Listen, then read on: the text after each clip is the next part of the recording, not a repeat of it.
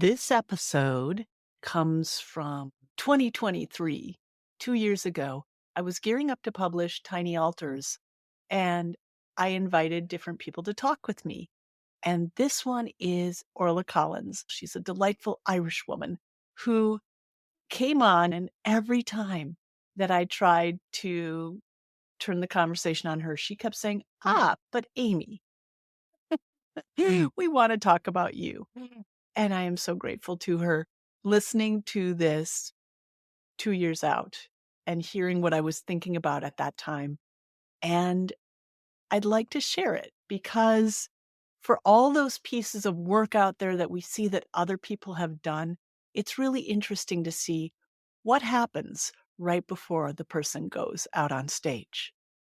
So without further ado, here's my conversation with Orla Collins.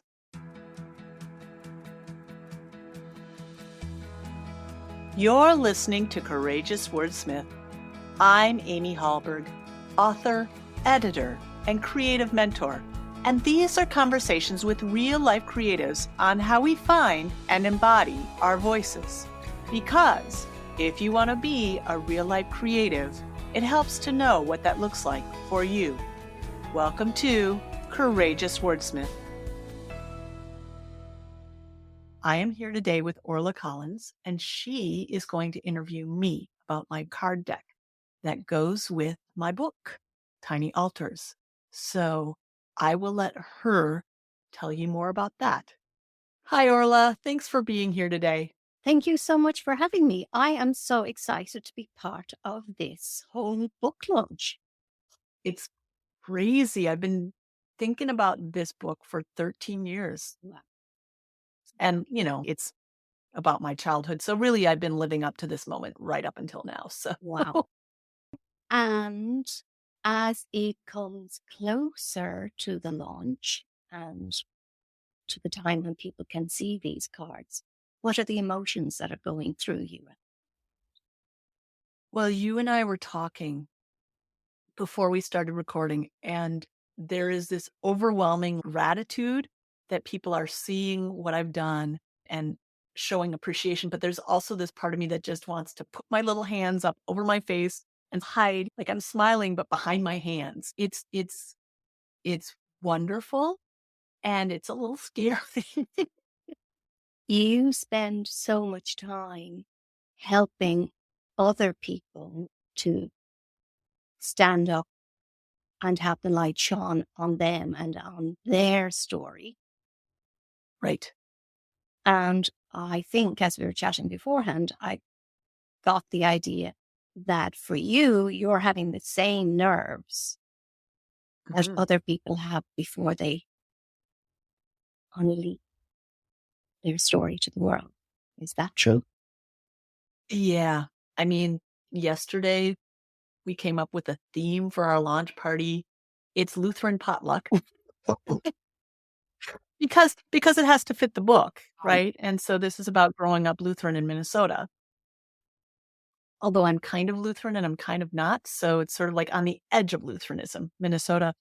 So like we figured out the food that we're going to have. And then I just slept and slept and slept last night. Like it's exhausting too, because it's this thing that you've been working towards for a long, long time. And it means so much and it's so exciting. But yeah, it requires a lot of rest. And I've noticed both with this one, with my previous launch, I'm not necessarily a bath taker, but the Epsom salt baths are essential. Like there's so much rest required to allow this to even happen.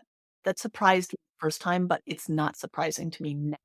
Is it a feeling that you're putting part of yourself out there? Oh, absolutely. Absolutely. Because there are people who know me who are going to read this book. And they'll know the stories and we'll connect in that way, right? And most of them are on my side. I don't presume to know, right? And it doesn't matter. But so there's people who know me who are reading this book. There's also people out there who don't know me. And there's a lot I reveal in this book about myself. And so they will get to know me. And even though they're not meeting me, they read the book. That is energetically a connection to me. Mm-hmm. And at the same time, and I write this in the book, what they make of my story is none of my business, right? So when you put your story out there, you've done a lot of work to get to the point where you understand that it's going to go out there, and I have no control over how it will be received. I only have control over my interaction with the book in the world. That's what I have control over. And so that is requiring me to get more grounded, get more self-aware, right? And to show huge courage. Yeah. Yeah. And it's fun because people do recognize that. And maybe it's because it's in my name. My brand name is Courageous Wordsmith, right? Mhm. I mean, like it's kind of there. People who come to work with me, so I write and I also help other people write. People come to work with me, they're not telling easy stories to tell per se.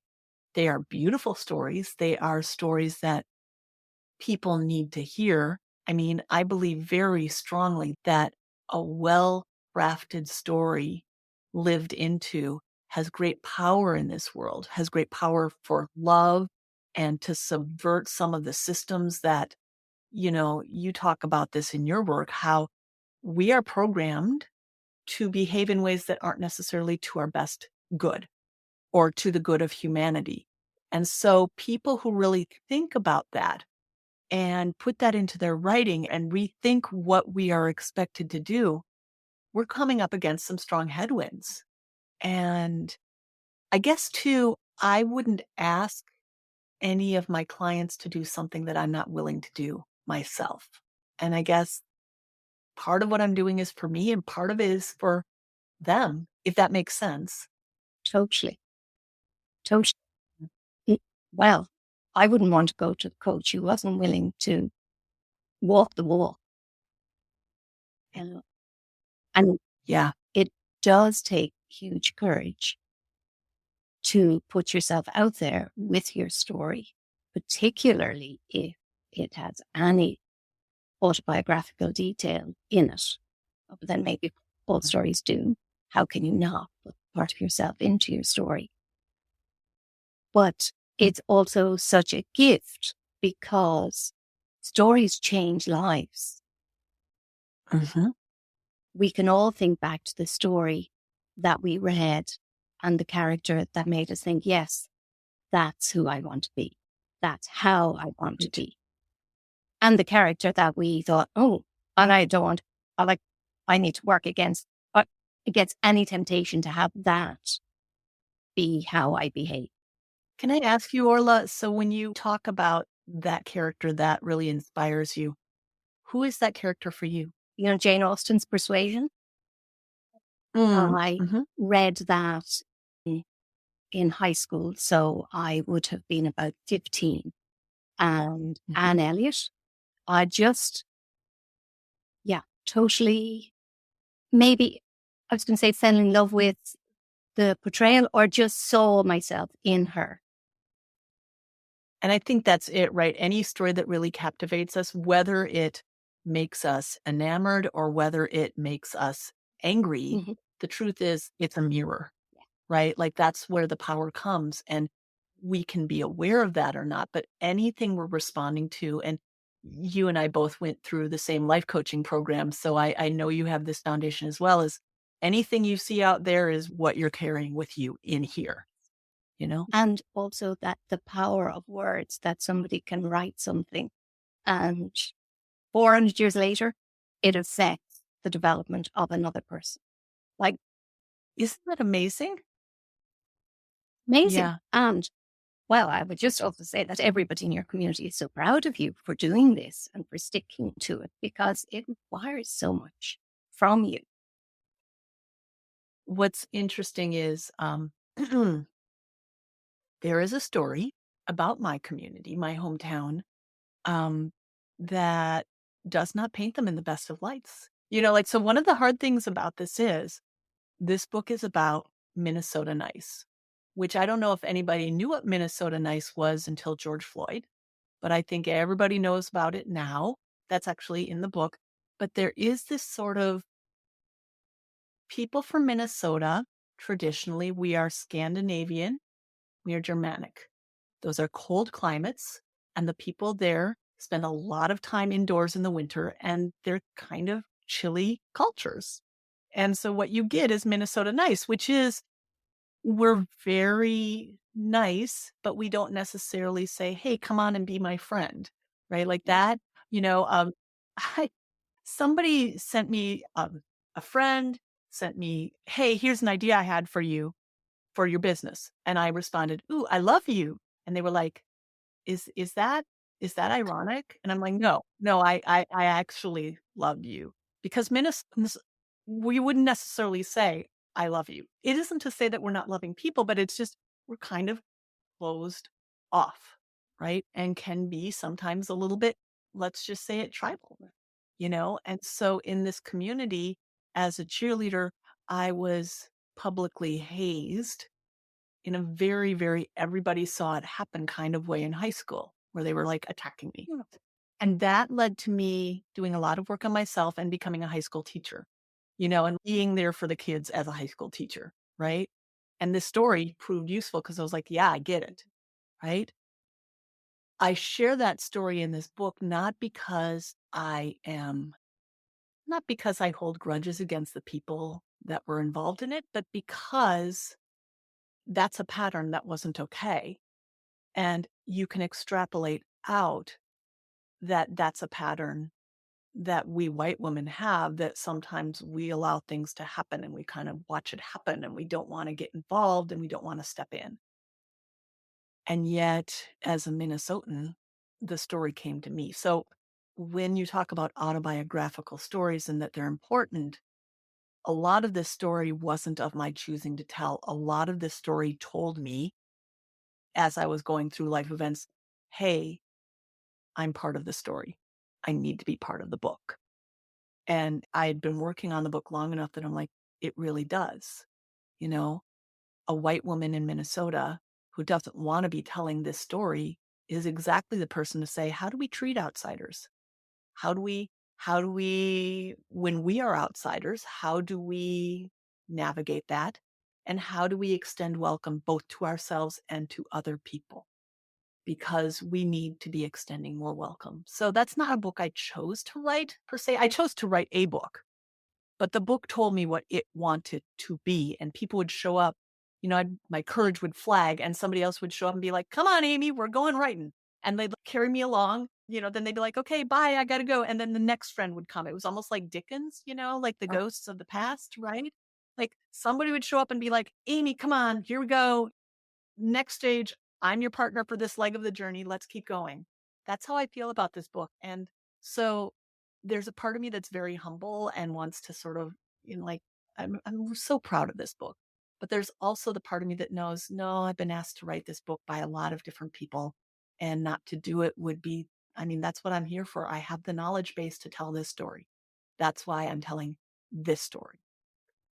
Can I add that you have the knowledge base and the courage? I do love you, Orla. Well, your example, so you're showing your example of having the story and being willing to dedicate the time in your life to write it, and the courage and the vulnerability. And all of these help your clients, as does the willingness to stand on stage and allow the limelight be on you. Because this is the whole basis of this, is you owning this story. Yeah. And when the light shines on you, the people who need to read the story can find you and have their lives changed. Yeah. So can we talk about the cards? Because now I'm feeling very self-conscious. I was going to move on with all in a day's work for Amy, who not only wrote a book, but also made a whole bunch of cards to go with the book. So, well, it's funny, the cards, they also wanted to be created and they helped me. So I joined this 100-day creative project with Sarah Seidelman to do it because I knew I wanted to do these cards. The cards correspond to chapters in the book. And the cards also stand on their own as my very best writing guidance, streamline down to a 52 deck of cards. Or can I just for a moment Um, stop you and say, for anybody who hasn't seen them yet, they're absolutely exquisite and extremely helpful. They're beautiful and wise. So go on oh, there, Amy, now. Tell us more about them. okay. So they helped me to finish writing the book because I needed to give myself some props. And so hopefully they also help other people to write their books. I'm curious, as you were looking through them, were there cards that stood out to you? Um, there are some actually, but I think that most people today would like to know which ones really, really speak to you. Mm. So the very first card, the title is Origin. Mm-hmm. And I struggled to land this card. This card, this is true in writing and it was true in my cards as well. Sometimes the hardest thing to land is the most potent one. It's the one that's most scary or most potent or whatever. And so the card was passion. And then people started reading, people who were helping me to read my book and, edit it and whatever, like, why passion? And it's a picture of a little house. It's a picture of a dollhouse. And I was like, okay, well, maybe not passion. I mean, passion's this idea I had, but no, it doesn't really fit. And then it sort of morphed into virtue. And then I shared that with some people, and somebody was like, oh, virtue, I hate virtue. And I was like, yeah, I do see that. Virtue is a way it's a word that's used to corner women into a certain role that stays very small and sweet and good. Like, okay, I don't want that. And then it became origin. And that unpacked so much for me because I think when we're starting our stories, when we're trying to tell our stories, what we're really looking for is, where does it begin? Where do we start? We know the middle of it a lot of the time. We know kind of maybe sort of where we want to end, but how do we start? How do we draw people in? And so that idea of origin really, really, it took a lot of thinking and letting go and asking guidance of the universe, like, what is this thing? What is it? The whole book is my passion, but origin really was at the heart of what the book is. And then when I shared these cards with my book designer, he narrowed in on that first card with the little picture of a little dollhouse. And he was like, that's it. And so there is now a little pink dollhouse on the cover of my book because my book designer saw this. And now he also designed a back of the cards to go with the cover. So there's like a little pink dollhouse on the back of the cards. And that's from this struggle of, what does this want to be? What is the story about? The story wants to be about this stupid little dollhouse I was given when I was 6. And I never liked the dollhouse because it was beautiful, but I had to take so much care of it that I never enjoyed it. And it becomes this incredible metaphor for, if you don't want this, what else do you want? I want to decorate the world the way I want to decorate it. And I don't want to have to fit somebody else's template that they provided for me. I want to decorate the world in my style, right? And so the origin then guides you through, what are the images that you want to carry through your entire book. And that's how the book tells you what it wants to be. Wow. Can I throw in a little something, a little hunch or a little Yeah. zing that I had when you were speaking there? Yeah. It's just interesting where you're talking about women and the word, the connotations of certain words.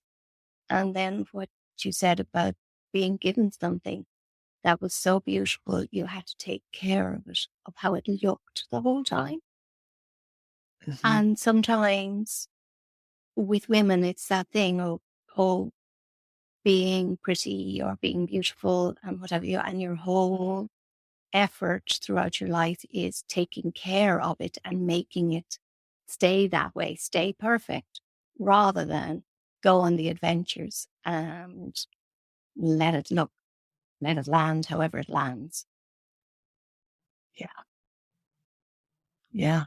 So that may segue into the fact that you wrote them as writing prompts. but they're actually life prompts as well. Yeah. And so you and I, as I said, went through the same coaching program. Once you get out of there, we have a set of tools. It's a beautiful set of tools. But then the whole trick is, okay, then what are you going to do with those tools? And for me, what I want to do with those tools is narrative craft. And so it really is my set of life coaching tools wed with my understanding of language and narrative craft as a person who I taught German literature for 17 years, and language, but so I taught Goethe and Schiller, right? I love this idea that story can be a reflection of real life and real life can be a reflection of story, and that the language we choose will shape that story. So absolutely, these are my life coaching tools. These are my storytelling tools. Yeah. And in fact, the way story works is that you set up a proposition and that proposition will be broken. And so the fact that I set it up as, here's this beautiful dollhouse that you have to take care of, something bad is going to happen to that dollhouse. And it does. So So there's a card for that too, where you look at it and there's a card where there's like ripped wallpaper and it's just a mess. And it's if people know the tarot, it's the Tower card, right? Like it's all coming apart. So now what? You know? So even people who have no intentions of ever writing a story, they can also buy your cards and use them for their lives. Well, yeah, because in our families we all have stories, right?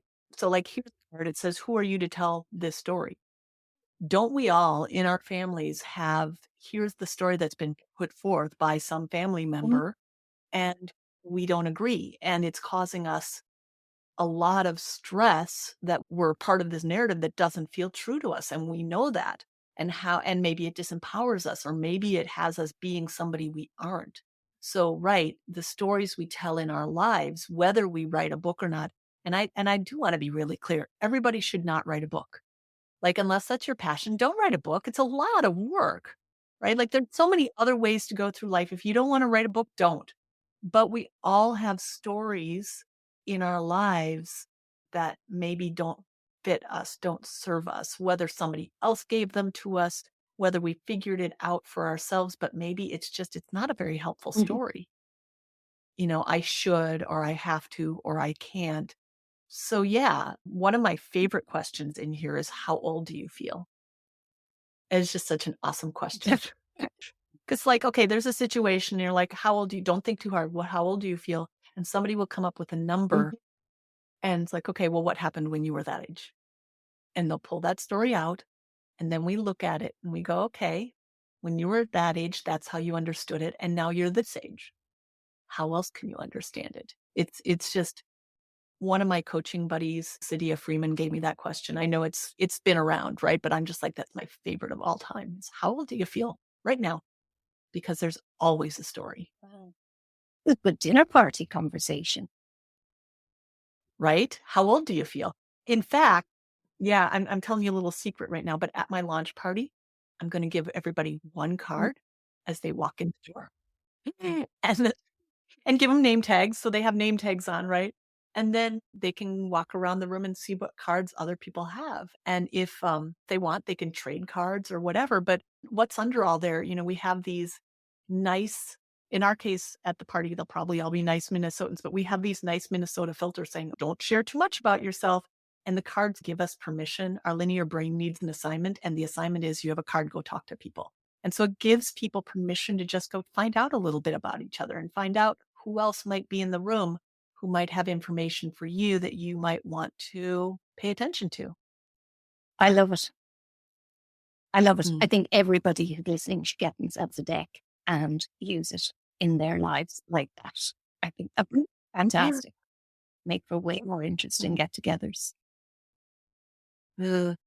I hate parties where there's no way to talk to the other Yeah. people there. Like, I don't mind going to a party all by myself or with my husband, but I want to figure out a way to connect to the people there. Because if I'm going to go be amongst people that I'm supposed to socialize with, I want some way to do that. Otherwise, I might as well just stay home. You know, I'm an introvert. Like, I'll just stay home. That'll be fine too. But otherwise, find us a way to interact because I think we're all looking for that connection. So, Yeah. so one last question. What Hmm. card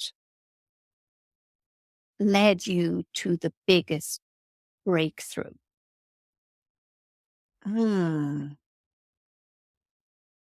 What card led me to the biggest breakthrough? I'm looking at them here.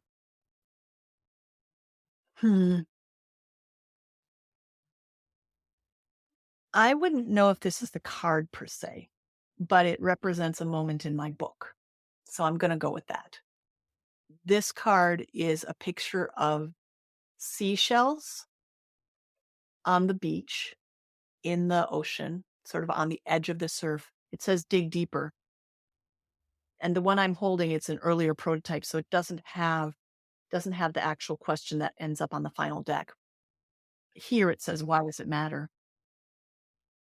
So the summer before I quit my teaching career, and you better believe I did not want to quit my teaching career. I mean, I invested everything in my teaching career, and including myself and my identity and everything, and like spent time on my teaching career instead of with my own children. Like, I invested a lot. I did not want to leave. And I was walking on the beach with my family on a family gathering on an island in Florida. And there are these little teeny little clams called coquinas, and they live right on the edge of the ocean. Have you ever seen them? They're jewel toned. They're beautiful. They're like all these different colors, purple and pink and peach and yellow and every color, all the colors on the edge of the ocean. And these little clams, they like burrow themselves down into the sand, and then the surf comes and washes them back and exposes them. And then they have to dig themselves back in. Well, my brother happens to, and I've always loved these. My cousin had shown them to me. My cousin grew up on this island, and she'd shown them to me when I was a kid. And I'd always loved these little coquinas on the edge of the ocean. And I always thought, ooh, they're fighting so hard. The water washes away their security, and then they have to burrow themselves back in to protect themselves. And I asked my brother, I was walking along and showed it to my kid and said, hey, do you see that? And my brother was there. And I said, why do they do that? Why do those coquina, why do they do that? And he said, well, they're filter feeders. That's how they get nourishment. So every time that the water washes away and they wriggle back down, it's actually a hydraulic process that's allowing them it actually benefits them. They're getting stronger because it's creating the flow to get the nourishment out of the water. And so the card at the bottom, the question is, instead of why does it matter, which is, I guess, part of it, but how are you stronger now? And that was probably the last card to fall in place for the questions. How are you stronger now? And if you can answer that, it's not that it makes everything bad that happened to you okay, but it makes it part of your journey that you wouldn't ever give back, because look at who you can be because of where you have been. So I guess that's my favorite. Okay, so now my nose is all tingly, my eyes are all watery. You asked, okay, that's the great thing about these cards is you ask me the question, I don't know. They're random. The great thing about it is your brain is like trying to think, right? And your brain's thinking, and it's like, what do I need to do? You just need to find a card, and you just need to find a story, any story. And it sort of bypasses the, oh, I can't tell that story. I can't tell that story. You just start talking. And I've done this with clients, writing clients enough to know they're like, oh, that's a stupid prompt. I don't want to do it. But they do it. And then they open their mouth and they read what came out of their hands, out of their minds. And it's always such a great time to hear, even if these things never get into books, although I hope they do. I mean, obviously I hope that everybody who works with me writes a book. But even if not, boy, that is a great party we have when people share those stories, Absolutely. Absolutely. I have been given a strict time limit, and I recognise that we are a minute or two over it. But I think people would stay on another minute to hear one more card read so that you leave people with a question for them to think about stories. Okay. Well, this is another one of my favorites. This one is called Legacy. And if you see it, it's got this beautiful sort of vintage background. It's like pink. It's sort of like this field, and it's vintage. And in front of it, there are two cups, but the cups are the outline, so you can see through the cups. And it's two cups facing each other. So it's kind of like two people having a cup of tea, a cup of coffee together, and they're sitting across from each other, and it's a shared story. And the card is legacy. And the question is, what's at stake? So when you think about the legacy that you want to provide, or the legacy that you are providing, why are you doing that? And at the bottom of that, what's at stake? Well, I think everybody is going to have something to think about. Thank you, Orla. I love these cards, and I am so thrilled that they're going to be unleashed into the world and make the changes they're going to make. Well done, you, Amy. Well done. Thanks for listening to Courageous Wordsmith.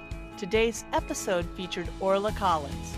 You can read more about her and check out her links in my show notes. That's where you'll find my links too.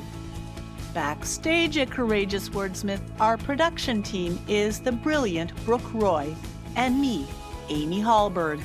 You can subscribe to this podcast right on this page. Sign up for my emails and share with friends who want to write. And how about you? You have stories to tell. What if you let yourself tell them? What would that look like for you? I am Amy Hallberg, and until we meet again, travel safely.